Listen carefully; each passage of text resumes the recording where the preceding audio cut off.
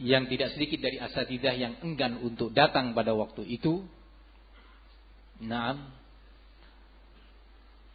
Dalam jalsah majlis di bandara, di hotel bandara, menjelang kepulangan kedua syekh tersebut.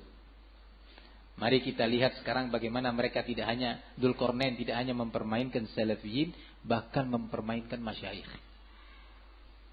Nah, dalam jalsah tersebut dia mengatakan, "Ya Syekh,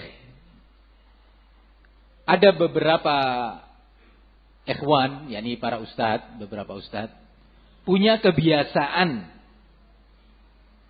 mengadakan daurah selama 2 hari atau 3 hari berbicara tahdzir tentang ihya at-turath.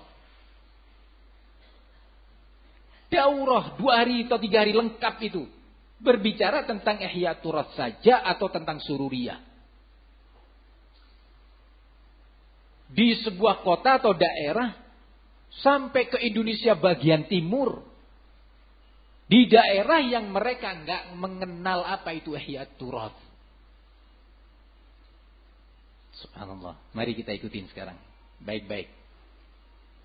Tadi apa namanya? Matan ya. Kalau matan tuh biasanya dihafal ya. Nah, ini matan. Sekarang syarah. Ada sebagian ikhwan mengadakan daurah 2 hari, 3 hari berbicara tahdzir terhadap ihya at-turath ya Syekh, atau mentahdzir sururiyah sampai ke daerah yang di sana mereka ke Indonesia bagian timur yang tidak mengenal atau tidak mengetahui tentang ihya at-turath. Subhanallah, Syekh manusia seperti kita. Jangankan kita atau syekh atau ulama. Rasul sallallahu alaihi wasallam mengatakan, "Innama ana bashar wa innakum latakhtasimuna ilayya wa la'alla ba'dakum alhana bihujajihi wa la'alla ba'dakum alhanu bihujajihi min ba'dhin faqadaitu lahu bihaqqi akhihi. Faman qata'tu lahu bihaqqi akhihi fala ya'khudhu fa innama qata'tu lahu qit'atan minan nar." Atau kama qala sallallahu alaihi wasallam. Sesungguhnya aku ini manusia biasa, kata Nabi. Kalian mengadukan perselisihan-perselisihan kalian kepadaku. Bisa saja sebagian pihak lebih pandai berbicara dibandingkan pihak yang kedua. Sehingga akhirnya aku memutuskan bahwa kebenaran untuk dia. Hak ini adalah untuk dia. Yang berhak tentang permasalahan ini adalah dia. Padahal itu adalah hak saudaranya. Kata Nabi. Maka janganlah kalian ambil keputusanku. Karena sesungguhnya aku telah memberikan potongan api neraka. Nabi yang menerima wahyu. Bisa nggak tahu. Ya, gara-gara itu tadi, permainan kata. Ya. Tidak tahu realita yang sebenarnya. Nabi, Rasul yang menerima wahyu. Apalagi kita atau bahkan sekalipun ulama. Manusia biasa. Setelah mendengar ucapan Dzulqarnain ini, Syekh menjawab tentunya. Yang ingin saya tekankan, pertama, syarah terhadap ucapan Dzulqarnain al-La'an. Pertama, siapa itu ustaz yang mengadakan daurah 2 hari, 3 hari berbicara tentang ihya at-turath? Ini pertanyaannya dulu. Mungkin ikhwan yang hadir bisa membantu saya. 2 hari, 3 hari bicara khusus tahdzir tentang ihya at-turath atau sururiyah. Bisa ada yang menyebutkan ustaz siapa?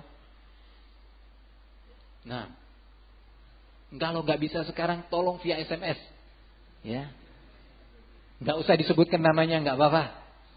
Nah, tolong sebutkan 2 hari, 3 hari sang ustadz khusus berbicara tahdzir tentang ihya at-turath, bukan berbicara tentang misalkan akidah atau manhaj atau bahaya fitnah secara umum. Kemudian di tengah itu contoh-contoh fitnah dan bid'ah di masa ini, misalkan Ihya Turaf. Atau di sesi tanya jawab sampai menyinggung tentang permasalahan Ihya Turaf.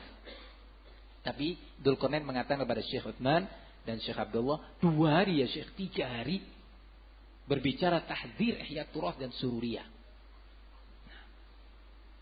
Pertama saya katakan, tolong sebutkan. Kalau Anda tidak bisa menyebutkan, ketahuilah ini adalah salah satu bukti pelengkap bahwa Anda adalah kadzabun la'ab,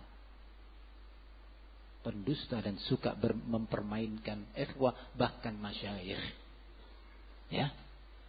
Mari kita lihat. Saya mencoba tanya kepada ustaz-ustaz. Sebelumnya saya sendiri, di mana ya?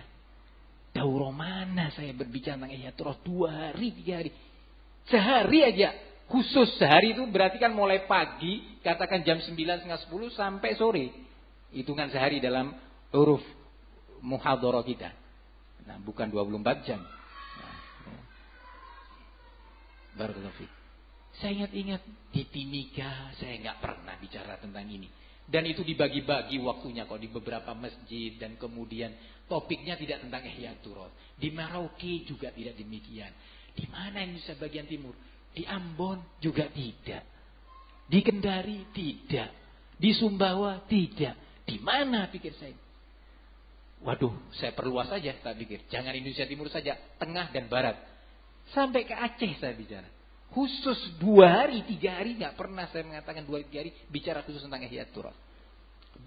Sekali lagi saya ulangi, 2 hari, 3 hari. Kalau yang dimaksud itu misalkan daurah Tangerang, tahun berapa itu? 2011. Nah, yang kemudian nggak lama ada daurah judulnya Fikih Muamalah terhadap Sururiyah. Nah, barakallahu fikum. Sebagai reaksi terhadap daurah Tangerang. Daurah Tangerang itu seingat saya, mungkin sebagian antum bisa ingat, terbagi menjadi 2 season.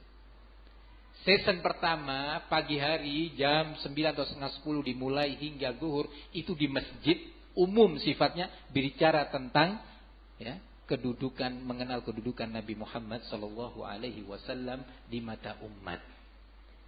Sudah selesai ba'da zuhur, diajak makan, pergi ke sana ke sini ya, terus berjalan waktunya hampir 1 jam, 1 jam setengah. Baru mulai lagi yang kedua, bukan di masjid kan? Di bedroom bawah, iya. Di bawah. Itu khusus untuk salafiyin. Kurang lebih asar, menjelang asar 45 menit baru dimulai. Ya. Dihentikan, skors, sholat asar, lanjut lagi setelah asar 1 jam seperempat, 1 jam 20 menit kurang lebih. Seingat saya. Jadi total ya nih 2 jam seperempat. Nah. Itu berbicara tentang Ihya Turaf. Jadi kalau 2 hari, 3 hari, wallahu alam di planet mana itu adanya. Ikhwani fid din, ana katakan hadza kadzib. Dusta di hadapan Syekh Utsman dan Syekh Abdullah. Nah. Ikhwani fid din, sekarang kita lanjutkan. Kemudian dia katakan, ya Syekh, di daerah sampai ke Indonesia bagian timur yang mereka tidak mengenal tentang Ihya Turaf. Barakallahu fiik, Indonesia paling timur, pulau mana yang paling timur? Papua, ya. Firanda orang mana? Sorong ya akhi. Indonesia paling timur, pulau Indonesia paling timur, As-Soronji, gitu nama dia.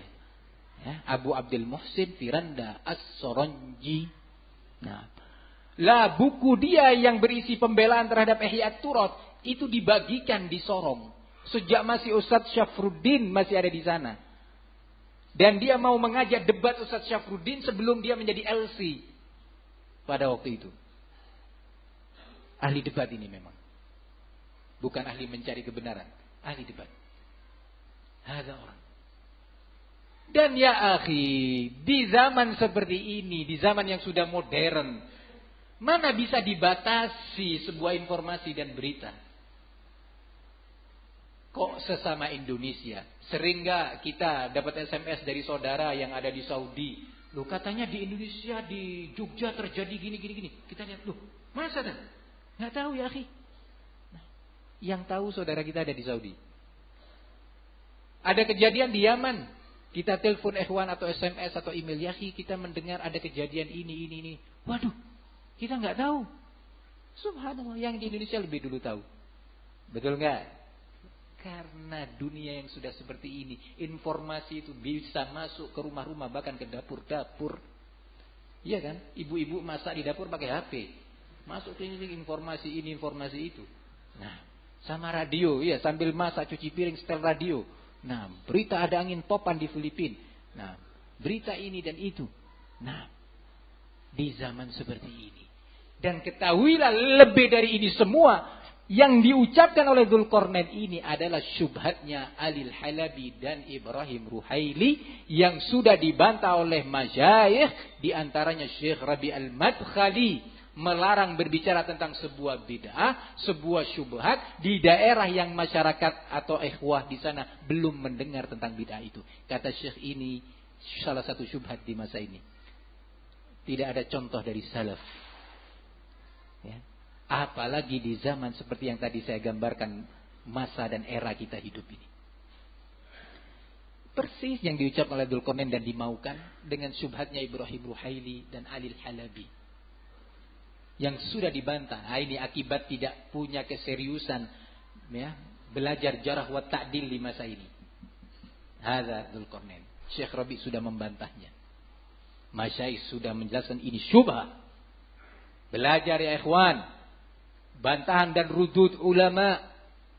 Dari situ kita akan tahu bagaimana penerapan asarus salaf. Kita membaca asar salaf, belajar Lamuddur, belajar Asy-Syari'ah lil Ajurri. Tapi kita tidak tahu bagaimana menerapkan nasihat-nasihat ulama itu di masa kita. Ilmu terapannya dari mana kita tahu? Dari ulama kibar di masa ini. Amthal Syekh Ubaid al-Jabiri, Syekh Rabi al-Madkhali, dan yang lainnya. Dari mereka lah kita tahu ilmu terapan. Ya. Barakallahu fikum. Ikhwani fid din, azani Allah wa iyyakum. Ini contoh talaubnya Dzulqarnain, makarnya dia. Subhanallah. Ya ikhwan, ternyata Syekh hafizahullah, semoga Allah menjaga kedua syekh tersebut ya, dari makar-makar ahlul makr, menjawab bahwa tidak pantas dalam sebuah daurah bicara khusus tentang ihya turat ini itu ya, hatta bicara tentang ikhwanul muslimin. Nah, syekh yang satunya mengatakan iya, tentang ikhwanul muslimin cukup 15 menit, 1/4 jam cukup bicara itu, enggak perlu panjang-panjang. Kepancing, kebawa. Ya, al-haq yuqal. Al-haq itu harus disampaikan supaya syubhat itu tidak terus beredar, menabrak sana, menabrak sini. Begitu. Saya katakan ini jawaban yang salah. Salah. Kalau yang dimaksud berbicara tentang ikhwanul muslimin cukup 15 menit itu adalah nukilan atau fatwa, enggak perlu 15 menit, 1 menit sudah banyak. Misalkan, ya, contohnya. Nih, hitung menitannya, pakai ini. Lihat, ya. Saya akan berbicara tentang Ikhwanul Muslimin. Ikhwanul Muslimin, ya ikhwan, organisasi yang didirikan oleh Hasanul Banna, ya, bekerja sama dengan Syiah, adalah firqah yang dhalah. Assalamualaikum. 10 detik. Nggak perlu 1 menit, apalagi 15 menit. Kalau yang dimaksud itu adalah maqamun naql, atau kalau di ulama maqamul fatwa, adalah dalam konteks menukil atau konteks fatwa di kalangan ulama. Nggak perlu 15 menit, terlalu lama. Tapi kalau yang dimaksud adalah penjelasan tentang kebatilan-kebatilannya, bid'ah-bid'ahnya, pemikiran-pemikirannya yang batil, kok 15 menit atau 1 jam ataupun 1 hari ulama menulis karya. Syekhuna Muqbil, bahkan disebutkan di sana bahwa ini bertentangan dengan cara-cara Syekh Muqbil. Maka kita katakan, barakallahu fi, kita semua menghormati para ulama, tapi sesuatu yang tidak lurus harus diluruskan. Yang lupa harus diingatkan. Karena manusia bisa lupa. Siapapun dia, diingatkan. Syekhuna Muqbil, ya akhi, barakallahu fiik. Karena apa saya berbicara ini? Ini sudah dinukil oleh sebagian orang-orangnya Dzulqarnain. Wah, cukup di daerahnya. Ya, bicara tentang ikhwan muslimin 15 menit. Syekhuna Muqbil, yang kalau kita bicara syekh, perhatikan sekelumit tentang sejarahnya. Karena sangat terkait dengan apa yang saya sebutkan ini. Syekh Muqbil itu hampir-hampir tidak ada tandingannya di masa ini dalam hal ya, masing-masing ulama tentunya ada nilai-nilai kelebihannya. Ya. Di antara kelebihan Syekh Muqbil adalah keseriusannya dan kesungguhannya dalam mengajar ikhwan. Sebelum zuhur mengajar Sahih Musnad, ba'dal zuhur tafsir Ibnu Katsir, ba'dal asr ya, dalam sehari ini Sahih Al-Bukhari, ba'dal maghrib Sahih Muslim, Mustadrakul Hakim, kadang-kadang Dalailun Nubuwah, Sahih Musnad fi Dalailun Nubuwah.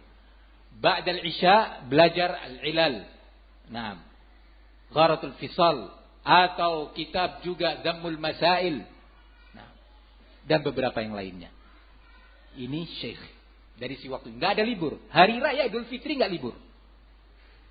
Hari raya ini tadi kita sholat Id, nanti asar ada pelajaran Sahih Bukhari atau setidaknya ba'dal maghrib tetap ada pelajaran karena asar banyak permainan ikhwan, ada yang pertandingan ini macam-macam, syair-syair. Nah, maka diberi keleluasan oleh syekh. Ba'dal maghrib ta'lim lagi. Idul Adha juga demikian. Bahkan ya ikhwan, di suatu hari syekh, saya ingat saya pernah jatuh ya, sehingga tangannya itu patah. Membantu keluarga dalam satu masalah gitu, keluarganya entah mengangkat atau kepleset, jatuh dan patah. Dibawalah ke rumah sakit. Subhanallah, sore beliau tiba dari rumah sakit di kota ya, dalam keadaan tangannya dikip dan digantung begini. Ba'dal maghrib duduk mengajar. Qala al-Imam Muslim Ibn al-Hajjaj Abu al-Husain al-Kushairi an-Naisaburi haddatsana. Ngajar. Kadang-kadang tangan gini. Nah, Syekh. Ya afwan saja. Supaya saya ini jadi ingat tentang keseriusan Syekh mengajar. Seriusnya Syekh mendidik. Kalau kita kan kok enggak ada taklim? Ustaz sakit. Kenapa? Hari ini pilek, besok desentri, besok lusa ini, besok lusa itu. Nah, libur. Nah, Syekh Muqbil nggak ada ceritanya. Serius di masa hidupnya. Ta'lim, mengajar, mendidik. Berarti bagi Syekh itu waktu sangat mahal. Di tengah kesibukan beliau menulis dan mengurus dakwah di Yaman, qabail dan yang lainnya. Nah, ini Syekh Muqbil. Sekarang saya lanjutkan. Berbicara tentang hizbiyin dan ahlul bid'ah berulang kali. Baik di kesempatan di saat mengajar atau muhadharah khusus atau menjawab tanya jawab dari Inggris, dari Saudi, dari Kuwait, dari Yaman, dari Indonesia dan yang lainnya. Satu hari Syekh membantah Yusuf Al-Qaradawi, salah satu pembesar Ikhwanul Muslimin. Satu orang loh. Berbicara dalam 3 kaset kurang lebih 3 jam. Yang saya ingat kalau nggak salah 3 jam itu terbagi dalam 2 hari. Sehingga pelajaran libur diganti dengan bantahan terhadap siapa? Yusuf Al-Qaradawi. Sekali lagi kalau pada Syekh Muqbil pelajaran sampai libur itu nggak sama dengan liburnya Ustadz. Nah, ya, beda bagi Syekh. Suatu yang berharga Syekh. Bukan kemudian Qaradawi sesat ya ikhwan, ayo kita belajar sudah. Ilmu. Enggak. Semua diberi oleh Syekh kesempatan untuk dibantah. Bicara 3 jam Yusuf Al-Qaradawi syubhat-syubhatnya dibantah. Ternyata nggak cukup 15 menit. Nggak cukup ya. Padahal satu orang saja. Lalu bagaimana kalau berbicara tentang Ikhwanul Muslimin sebagai kelompok? Di sana ada Al-Bannanya, di situ ada Sayyid Qutubnya, di situ ada Mustafa As-Sibainya, di situ ada Yusuf Al-Qaradawinya, dan juga sistem sebagai kelompok. Ya. Metode yang mereka jalankan di kelompoknya ini pun membutuhkan waktu yang panjang. Bantahan berikutnya Syekh Muqbil terhadap Az-Zindani berjam-jam, berulang kali. Bantahan beliau terhadap Kulliyatul Iman sampai ditranskrip jadi sebuah buku. Bayangkan, itu dari muhadharah. Ditranskrip sampai jadi buku. Kira-kira berapa jam itu? Nah, barakallahu fikum. Berbicara tentang Ihya' Turas.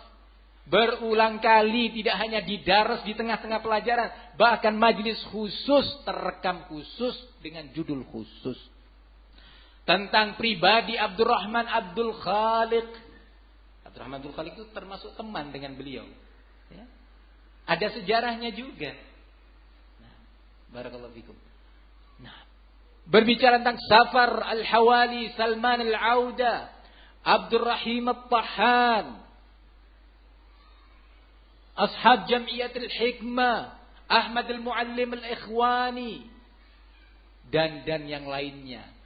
Beliau mengatakan kepada murid-muridnya, kalian belajar. Nahwu, fikih, hadis, tafsir, belajar. Jangan sibuk dengan ini. Tapi Syekh tidak membiarkan ikhwan tanpa pengetahuan tentang ini. Dan berulang kali.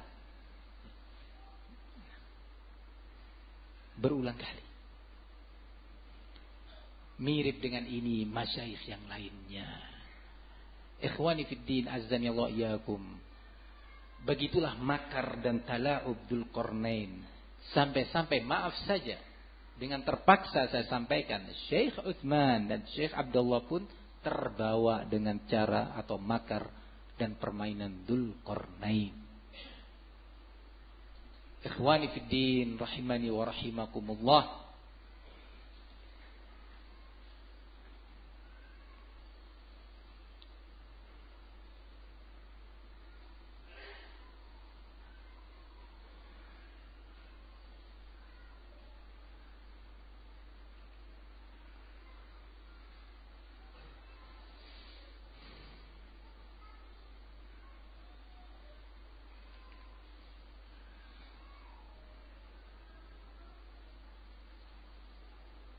Ketika di hadapan Syekhuna Rabi, ini contoh mempermainkan ulama. Enggak sungkan-sungkan, enggak malu-malu. Ketika saya nukilkan di hadapan dua belah pihak, ya Syekh, ini Dzulqarnain, dan ini terekam, mengatakan tentang Yazid Jawaz bahwa dia adalah salafi muttarib. Sebagai terjemahan ucapan Dzulqarnain, Yazid Jawaz salafi goncang. Salafi cuma goncang. Nah, saya terjemahkan kalimat goncang dengan bahasa Arab. Apa? Muttarib. Sudah? Ya, saya serahkan pada Syekh, biar Syekh yang menjawab. Belum Syekh menjawab, dia menjawab. La ya Syekh. Nah, ana ma qultu salafi muttarib. Qultu salafi muza'za. Apa artinya muza'za? Saya yang belajar bahasa Arab. Goncang. Saya enggak mengatakan muttarib. Muza'za yang saya katakan. Lah ini kalau di hadapan kita, ustadz, mungkinlah karena ustadz keilmuannya di bawah dia. Ya. Barakallahu fikum. Tapi kalau di hadapan syekh, lah syekhnya itu bukan dari India ya, akhi. Syekhnya tuh dari Madinah, dari Mekah, Arab gitu loh. Nggak malu gitu loh. Di hadapan syekh. Kata Syekh Rabi, mal farq bainal muttarib wa muza'za? Apa bedanya? Muttarib dengan muza'za apa bedanya? Malu kan? Kalau saya digitukan sudah malu mau ketemu syekh, malu sekali. Mungkin kalau berkunjung kita duduk di tepi gitu. Malu. Kita ustaz-ustaz melihat, Masya Allah ini orang. Bukan hanya salafiyin yang mau dipermainkan, bahkan masyayikh. Dan gak malu-malu di hadapan seorang syekh kabir. Dalam ilmunya kabir, dalam umurnya. Syekh itu tidak menghargai waktu syekh. Syekh Rabi itu waktunya sangat berharga. Umur 83 tahun. Kita umur 60 tahun belum tentu bisa seperti beliau. Ingatannya, kemampuan fisiknya, melayani tamu, berbagai tamu. Bukan tamu yang cerita, sekarang hujan begini di sana, kalau di daerah sana buah yang tumbuh adalah buah ini ya Syekh. Enggak. Tamunya itu meminta fatwa dan bimbingan problem demi problem. Masih jernih pikirannya, ingatannya. Hafizahullah wa ra'ah. Nas'alullah ta'ala ayat fa'anhu kulla su'in wa makruh. Semoga Allah jaga beliau dari segala musibah. Masih kuat ingatannya. Datang seorang dai dari mana? Padahal setahun nggak ketemu. Siapa yang dikenal oleh beliau? Ya. Baru melihat gitu, anak datang ke sana misalnya, langsung Kef halak Luqman. Anak aja datang ke Jakarta berkali-kali ketemu ikhwan, lupa siapa dia namanya, ya Allah, dulu sudah tanya. Nah, lupa namanya. Syekh masih ingat. Ya. Tamunya dari mancanegara. Nah, barakallahu fikum. Ingat Syekh, fulan. Problemnya yang ada pada fulan ini. Nah, itu Syekh. Nah, barakallahu fikum. Sampai kalau datang seorang Indonesia ke sana, ya, kurang lebih 4 tahun yang lalu, datang beberapa ustadz ke situ. Ketemu kita dari Indonesia, Syekh. Ayo, nah, antum ma'aman. Antum bersama siapa di Indonesia? Ingin tahu Syekh, ini yang datang siapa? Nah, ya. Ma Luqman atau ma Dzul Akmal? Paham? Yang nggak paham nggak apa-apa. Nanti akan ada waktunya. Ya. Dijawab oleh waktu itu Ustaz Askari dan Ustaz Ahmad Qadim. Maluk man Syekh Aywana. Baru enak bicara. Ya. Ingat ini orang Indonesia, ini problemnya. Itu tahu dia.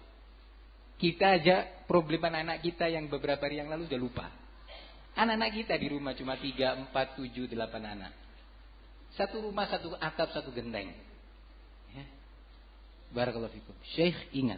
Di India apa, di Pakistan apa, di Bangladesh apa, di Somalia, di Kenya, di Amerika, di Britania. Tahu? Ingat. Ikhwani fiddin, barakallahu li walakum. Hadza Dzulqarnain tanpa malu mau mempermainkan Syekh Rabi yang waktunya sangat mahal. Syekh Rabi jangankan kita yang datang. Sebagian masyayikh datang ke beliau berkunjung. Kalau beliau sudah tidak bisa menemui karena kondisi kesehatannya, beliau minta maaf. Datang jauh-jauh loh. Saya minta maaf, gak bisa menemui. Bertemu salaman, sudah naik lagi ke atas beliau. Ya. Karena kondisi fisiknya. Nah, dan waktunya yang mahal.